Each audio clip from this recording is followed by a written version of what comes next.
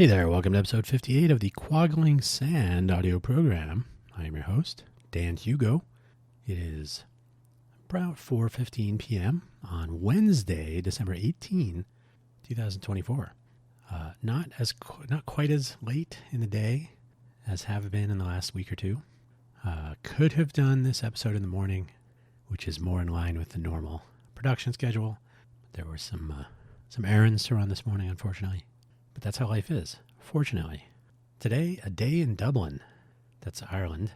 Just in case you're in California wondering, you're here. The first time I went to Dublin when I was working for Intel, I had never been, and here's the story. If you're not familiar with Quaggling Sand, the audio program you're listening to, well, that's it. It's a collection of stories and me clearing my throat from time to time into the microphone. Collection of stories, hopefully with some sort of meaning, not necessarily take-home lessons, but hopefully they're interesting. Interesting to me. The Quaggling Sand moniker came from this term that I coined when I was very young for something you probably call pins and needles. Okay, that's hopefully better. Hopefully wherever you've found this audio program, you're able to locate the episode description, which contains the show notes, a summary that I will read, and the links for today's episode. I have chosen not to put links. I have talked a little bit about Ireland in a previous episode, and I believe I had a few links to the places where I was staying. We might be retelling a little bit of a previous episode. We'll find out. But if you didn't hear that one, it'll be like a whole new story. But I chose not to put links to the various places I mentioned, partially because a lot may have changed over the last several years since I was last in Ireland. And also, the holiday season is upon us. You don't want to go clicking on links. If you're going to Ireland, just contact me and I'll tell you all about it. So on that note, let us begin. How about that?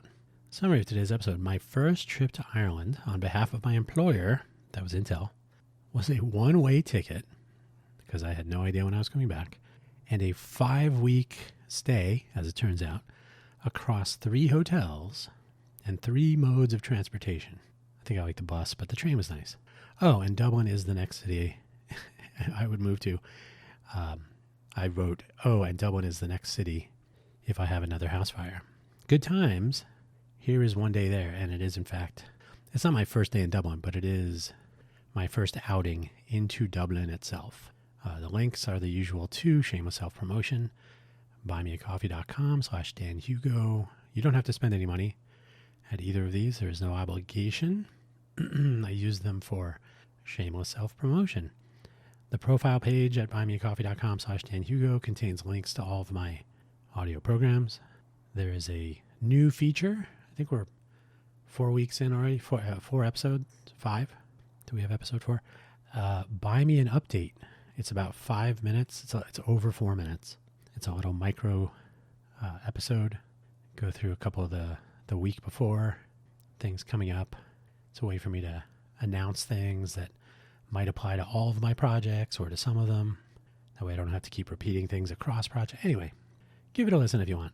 Buymeacoffee.com/DanHugo. You have to go to the posts section. I added a link directly to the post section at the top of the profile page, or you can scroll down past the bottom of the profile page and you'll hit the posts section. You can post audio directly on buymeacoffee.com, which I had not known until recently. Ko-fi.com, ko-fi.com/DanHugo. I use that for textual updates, pardon me. And you can link to audio, but only their selected audio destinations. So they don't have quite the feature set, but I can use that for a brief text message, textual messages. They're not going to your phone. But it's a way to make it worth your while, I suppose. So check those out. Again, no obligation to spend any money. So now let's get to this, because I have to admit, this is a longer episode than I was thinking. So we'll see how my voice holds up. Let us begin. As I mentioned, this is sort of a retelling of some parts of a previous episode or two. Don't fret. I worked for Intel Corporation in the Maker Innovator Group, the development team for our first product, which they developed on their own. And then it was assigned to my manager in America, who had just moved over from over to the Maker Innovator Group from mobile something, and who received an award for the product. He was the Galileo, in case you're wondering. So how can Intel be failing? I don't get that. The team was in Leixlip, Ireland, where there's a chip fab that was having difficulties at 10 nanometer, and but a bunch of development resources, plenty of buildings full of smart people doing cool things, and our team was in IR5, Ireland 5, in Leixlip, which is west of Dublin, not very far. And I was to travel there to get to know them and to mend some fences. I don't know if you would find this troubling if the new manager gets all the credit, including a cash prize, for the work you spent 30 days in a room with a bunch of other, granted, very nice and intelligent Irish people. But that's a lot of all-nighters, and then the award and the credit go to who? So there was making friends was one of my job description items. It wasn't printed out, but it was a thing. And you know, you should go and visit your colleagues in person in such circumstance. I had not been to Ireland before, and I had no set agenda, so I purchased a one-way ticket via Aer Lingus to Dublin from Vegas. I think I actually flew from Vegas to San Francisco and then flew over. I think I've heard that there might be a direct flight to Harry S. Reid Airport International. I don't remember, but I I should check that. I will say now, I ended up becoming more friendly with the Irish team than any one of our domestic team in San Diego. And at the end of the day, any fences bended were favoring the green, if you know what I mean. So Intel has a substantial chip fabrication and technology development facility in Leixlip, which I alluded to already, right there in Ireland. I knew nothing of this place. Certainly I'd never heard of Leixlip, Leixlip. And I had received a couple of tips regarding where to stay, but I was headed there in April of 2014, if you're curious, which was apparently a popular month.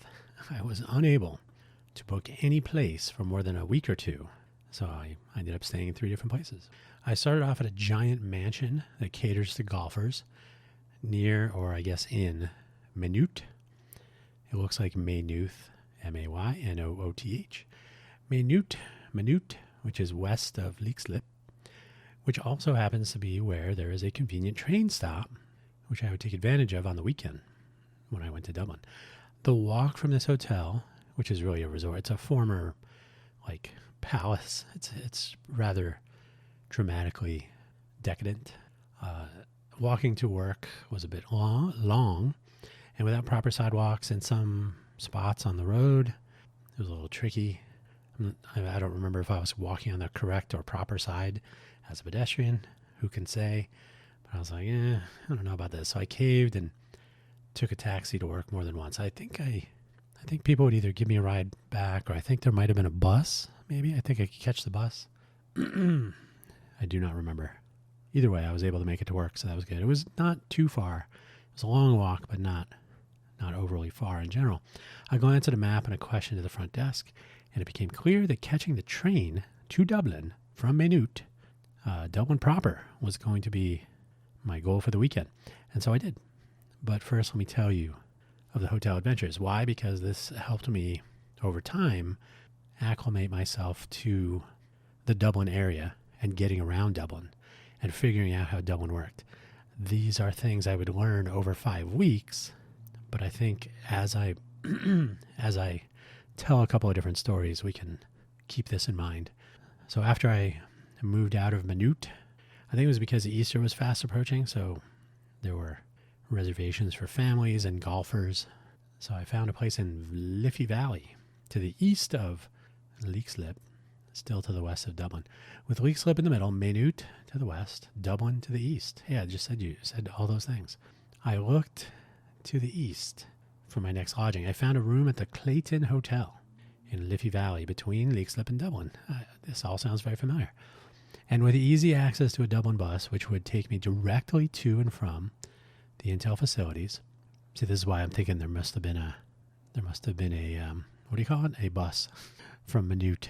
I must have figured that out at some point. There was a bus that took me directly to work, to and from. Although I did have to walk out onto the M4, which is like a freeway. So there's a bus stop on the freeway. Go figure that one out. They should do that here. So I would go down, get on the bus going to work, and then when it returned, it would be obviously going the other way. So I had to go across a big pedestrian bridge that was suspended over the M4. Everything worked out fine. So not only would I be able to take that bus, but I could also take a bus directly to and from downtown Dublin, which I did. But that was later. I will add here for posterity, the Liffey Valley Shopping Center was an easy walk from the hotel. A great place to top off my Leap card for the bus. And it's a little green card. I think it had a frog on it. So you could take the bus without carrying euro. And wander around to see what was going on in an Irish shopping mall. It was here that I would first encounter a place called Cafe Free, F-R-E-I, upstairs in a food court, completely unexpected, serving traditionally prepared coffees from various places in the world. I tried a Nicaraguan tobacco coffee, which was amazing, enough so that I still to this day try to acquire some of these Nicaraguan tobacco beans. You can buy them from Cafe Free, but they don't ship to America. Evil. And I had an Arabic coffee, which is basically a Turkish coffee, which was also quite nice, but that was more just a good, well-prepared Turkish-style coffee. The Nicaraguan tobacco was completely unexpected and quite good. There are no such locations in the United States, and they don't ship here. There should be one in Vegas if you're gonna have traditionally prepared coffees from various places in the world. Why not have them in a place with 40 million visitors every year from who knows where? There was a nice Thai restaurant on the grounds of the hotel, the Clayton. Is that what it was? Clayton Hotel? The Lemongrass Inn, I think it might have been called. Lemongrass something. And I did have dinner there more than once. I would have to move out of this hotel to my final destination. There's a hostel district, and it happens to be in a hostel neighborhood. Not kidding. Once I was slightly familiar with Dublin itself, and I was able to consider proximity to the Connolly station, so I could take the train to work, but I did not consider at all the safety of any particular area of Dublin. I would find out later that staying in the north side of the River Liffey, which I did, where the Connolly station is, was not a great idea. But I chose to stay in the hostel district on Lower Gardner. Hostel, where people stay in low-cost housing. I was staying in closer to a bed and breakfast, I think without the breakfast. But it was, I think it was called the Delphi House. It's no longer so named, and the name escapes me, but Lower Gardner, if you're looking around. I never ran into any trouble on the north side of the Liffey, and I was a non-stop pedestrian. While not a primary concern, I did try to get somewhere near the places I was hanging out, near Trinity College, on Dawson, and specifically at the Duke in 37, Cafe and Sign. This latter spot is what is called a super pub. Several floors, I think 5, a light side and a dark side on the ground floor. That's just cool. That's just creative. So one side is literally brightly lighted. The other side is not. And that's true at night, during the day, light side, dark side. And then the bar, there's seating and whatnot too. And I will say during the day, it's not as dark. The bar has pass-through doorways at either end. So you can, as a bartender, you're working both sides, light and dark. So it's almost like if you were to look down from the top, there'd be like a what do you call it? A half moon? Yeah. And they had a nice food selection, of course. And before their remodel, which has happened over the last couple of years, they had what looked like a little street cafe in the corner of the dark side, far from the front door. Similar to the vibe you would get in the Paris Casino here in Vegas, near the coffee shop in the back. So it just had this like outdoor, like you were sitting outside of a storefront in a little coffee shop area. It's pretty cool. Unexpected in a super pub, I guess. I would later make a point of staying at the North Star across the street from the train station, and again in a very dodgy area, though I never had any issue. Not even the slightest issue. There was also a laundromat near this hotel, which has since been renamed, by the way, to The Address. But the neighborhood is probably just as dodgy, so be careful. But you can do your laundry there, or have it done. I found a coin laundry that had 2 washing machines and 2 dryers, and it wasn't even at a laundromat. So it was that was a strange, for another day. When you're staying in a place for 5 weeks. So let's go back to Maynooth and start my fun day outing. It was the first day I would try to visit Dublin. I had no working local SIM for my phone. I would get a 3 SIM soon after, and I kept it active and swapped SIMs a few times in my travels, so I always was able to use a local phone number and whatnot. That turns out to be not a great idea. So the advent of like free roaming, eventually Google Fi service proved to be like maximal utility for my uses. So that changed everything. So I didn't need the SIM game. I had SIMs for Italy, Ireland, France. Is that right? Yeah. Italy, Ireland. I was wandering around with a few landmarks in mind because I had no access to Google Maps or the internet. I think I tried to find some wireless somewhere, some Wi-Fi, but walking on the streets, there was no such thing. It was a while ago. Things have probably changed. So I immediately got turned around from the train station. I think I literally just went right instead of left or something like that. So I was off to a very, very bad start. And I ended up getting some directions from a member of the Garda, the police force. He was walking on the street, and I said, "Hey, excuse me, am I anywhere near the River Liffey? I know I needed to cross the river."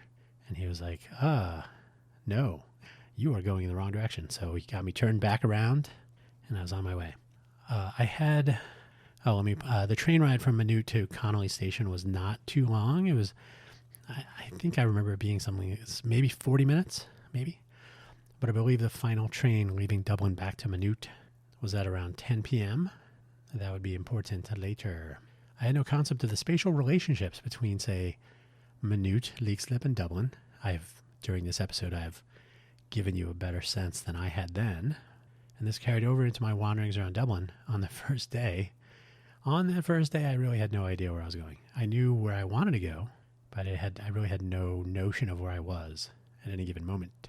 But I got an early start, so I had the day to figure this out without any maps. I did end up, I'm not going to hit every single spot here in this story because it's already long. I did wander around quite a bit once I got my bearings and whatnot. Trinity College, I didn't really wander around the campus, but that's a good landmark. And then St. Stephen's Green, I did not walk into and around through the green there, but it was interesting to find that landmark given my substantial amount of time with friends working at St. Stephen's Green, a pub in Mountain View, California, on Castro. Quite a few Google dorks were there also. So the first place, though, I definitely had on my list, aside from just generally wandering around for some landmarks and some sightseeing, I wanted to check out the Celtic Whiskey Shop. I have to admit, that was the first stop. That was the first real stop, which looked interesting. It just looked like, that looks neat. My goal in visiting the shop was to find some items that were not easy to find in Vegas. The Vegas area where I am friendly, or was friendly, more so pre-pandemic, with several bartenders. And over the years, I found that, for the most part, a lot of these items are actually available in Vegas at proper pubs, and there are some normal, but they're not necessarily Irish pubs. There are some normal bars, restaurants even, that try to have a deep whiskey selection. They go Scottish often, but everybody likes some Irish whiskey now and then. I did manage to get a couple of interesting things. They do have a few things that are not here, but there's more and more crossover. Why keep it to yourself? I did manage to get a couple of interesting things over a few trips to Dublin. This first outing, I would actually purchase the bottles to bring home, which is no fun. As far as baggage weights, I'll save that for the end of the story, since this is one day, and that would be a different day. The last day, in fact. On my way out, promising to return, which I did, of course, I asked where your man might go if he were to visit a pub right now. Where would you go if you're heading to a pub right now? And he didn't even pause. He just said, "Oh, the Duke." And I didn't know where that was, of course. So he's, "Oh, down, I think it was down 2 blocks over. So make a left on Duke Street." So I walked by 37 Dawson, Cafe and Sign. These are places I would spend a lot of time later. And I walked on to, I continued on, took a left on Duke Street, and there it was, my future local. So the Duke, coincidentally on Duke Street. I walked in, very clearly a nice place with a lot of wood, plenty of tables, a nice bar, and as I would later learn, an entire bar with yet more space upstairs. I guess they like building multi-story, which is convenient because if you have people in watching soccer matches and whatnot, it's going to get crowded and noisy. And if they're fans of either team, you may want to separate them by a level of building. I stepped up to the bar and introduced myself to the barman.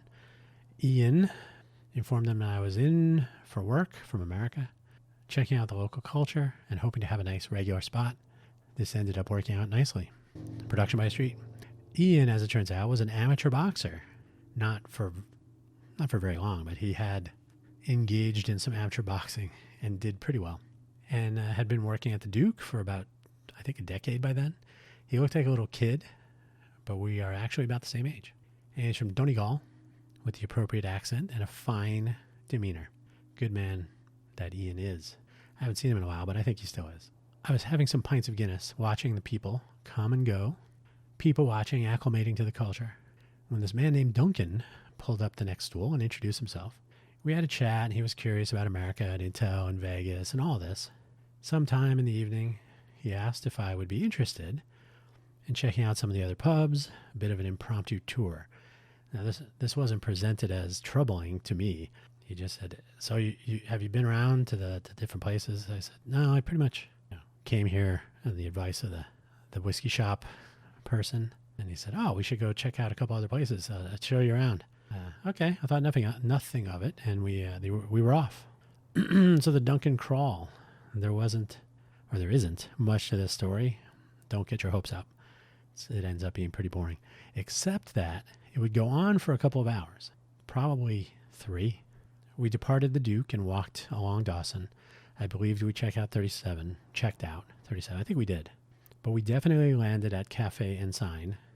I remember Cafe and Sign because I was leaning on the bar in the dark side, and they had apparently spilled something on it, so I was sticking to the bar. That was annoying. I think it left gunk on my clothing that did come out. I don't know if it was like soda, like a sugary, who knows. Not a good time. But anyway, we were on the dark side, and I started to see that Duncan did not have any money. We would wander a bit more, and at some point, we were turned away from a smaller place with a man at the door. I don't, to this day, know quite how this works, but it would look like you were going into not a home, but going up a stoop, as we might call it, some stairs, brick stairs with a metal handrail. Your man at the door gave one look to both of us and said, "I'm sorry, you'll have to move along." Okay. And I kind of wondered, so I turned back. I said, "Hey, hang on a second." I walked up to your man, and I said, "I'm just curious, because I don't know this other person here very well. I said, if I was here by myself, would I be allowed in?" And he said, "Oh, yes, of course you would, sir. Yes." I said, "Oh, so it's him. He's the problem." He said, "Yes, I'm afraid so, sir." So that was interesting. I would be more than welcome without my friend. Again, Duncan was sure he knew a spot where where he could get in. I had apparently a lot of spots where I could get in. We ended up somewhere, and we were let in. Not a traditional pub, more of a bar, not even dark, a little bit more brightly lighted with music. And I think people were milling around and maybe a little dancing and so on. So it was fine. Nothing shady, nothing weird. At some point, I suggested that I might have to be heading out soon. I was kind of anticipating walking to the train station.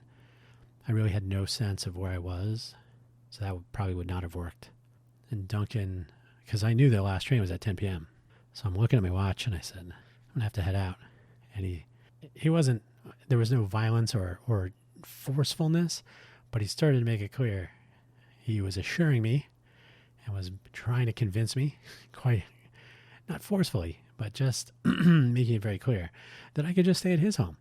This was a bit more, even more than, I was a little concerned at this point. I discreetly asked a woman behind the bar if there was a back way. She seemed to have caught on to some of the potential situation, I suppose. And she directed me it wasn't like going through the kitchen out the secret exit, but it was a little exit tucked off to the side of the building, led out to a parking lot, jumped into a taxi, said, "Can I get to Connolly Station?" "Oh, absolutely." I was, I don't know if he took a direct route, but I was not a reasonable walking distance, so I'm glad all the things worked out that way, which is to say kind of a boring ending, but in a circumstance like that, that's what you're looking for. So I got in the taxi again, and he said, "Oh yeah, it's not close, but it wasn't too far." So probably, I made the train, so that was the important part. Got on the train, off to the Minute station, back to the Carton House. The end of a nice day in Dublin. I got to tell you, this episode is not going to be as long as I thought. Right now, I'm looking at 31 minutes, and I'm sure some of it will be truncated. There are a couple of longer pauses. I would visit the Duke again a few days later. Ian, my new friend, was, I'm not kidding, it's a really good guy. Ian was relieved to see me and filled me in that they, that is Ian and his colleagues behind the bar, had hoped that rather than visiting the gents, which I was doing, that's the men's room in Irish parlance, that I had actually gotten away from this Duncan character. They thought I had just left. Remember the Irish goodbye. You simply depart without saying anything. You slip away without interrupting the evening for everyone else. This Duncan character, whom they did not seem to have a good feeling about, I filled them in on the happenings, which were not so dramatic, though maybe they could have been had I not ducked out. I would visit the Duke many times after, on this and many visits to Dublin after this one. I've estimated that because of the way Dublin has the pre-clearance, customs pre-clearance. So it's easier for international travel if you can go through customs before you get on the plane. So you don't have to do it when you enter America. So because Dublin Airport used to have this pre-pandemic, I don't know if they still do or if they brought it back, I always ended up having a good excuse to go through Dublin and maybe spend the weekend there. So I think I was in Dublin about 15 times, and I did try to swing by the Duke when I could. I spent a lot of time wandering around Dublin, luckily with my 3SIM eventually. So I could actually get maps and look up this and that, and this made a difference. Though I will say I'm glad I did have that opportunity to get lost a little bit in Dublin. It was not so convenient to not have a good idea where I was at that bar with Duncan, but no sense harping on that. It did not go poorly. I think I heard a rumor that Duncan got into some trouble sometime in the following weeks. Hey, your man was doing this or that and didn't end well for him. So I don't know. He didn't really cause me trouble. So I can only wonder if things would have gone south, but they did not. I would continue my quest. I would return to the Celtic whiskey shop before my departure. I'd pick up 4 bottles of different whiskeys. It turns out 2 of them were literally just becoming available here in Vegas. So I didn't have quite the stash of and in fact, some people were kind of jerks. I'm like, "Oh, you can get that here." Okay, don't have any. Go get your own. But in general, this was a nice introduction, and in the future, I would ship bottles, DHL, to home and avoid issues. They would deal with the VAT and all that. I didn't have to carry it through the airport. And I did end up getting, since the shop had their own bottlings also, and after a couple times visiting there and spending some money, I actually was invited to taste unopened bottles of their own label. I don't know if they were doing that with everybody. I was told initially, because when I went there that first time, they didn't know who I was. They knew nothing. I said, "Oh, do you have a taste available?" And they said, "Oh, no, we can't crack these open." But eventually, I was on the inside, and I could have a taste. There was something called Middleton. There still is. Middleton, and I want to say it's spelled out the E. Middleton. It's quite good. They had Middleton in rum casks, finished in rum casks. So it almost tasted like it was whiskey that tasted kind of rum-y, a little tropical. It was really nice. So yeah, it was a fun place to stop in. But I did get my 4 bottles. There was one last stop at the Duke with one of my coworkers, Kevin, and the owner, Kieran Gilligan. Gilligan, it's the Duke, Gilligan. Gilligan's the Duke, something like that. Not the island, not the first mate. So Kieran Gilligan, essentially the manager, family-owned establishment. By the way, Kieran would give me rides to my hotel sometimes, and I was usually in the lock-in. One of my favorite one-line stories was Ian would say, "Okay, everybody's got to go. Dan, you're fine." And then, "You're staying for another?" "Yeah, sure." "I'll give you a ride home, Dan." "All right." Twisting my arm.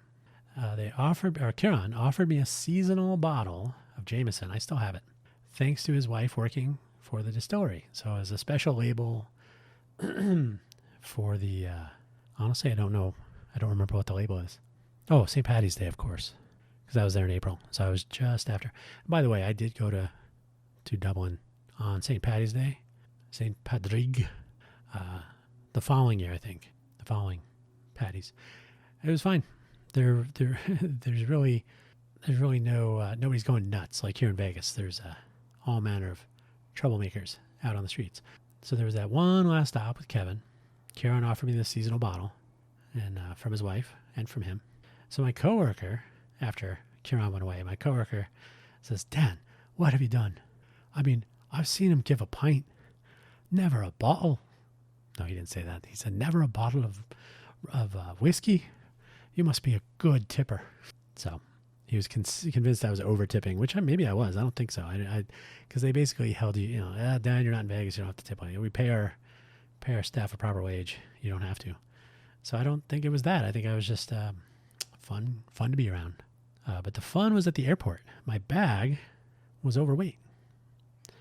I said, "I think it's that extra bottle of Jameson I was given at the Duke." I'll use the extra. Your one smiled.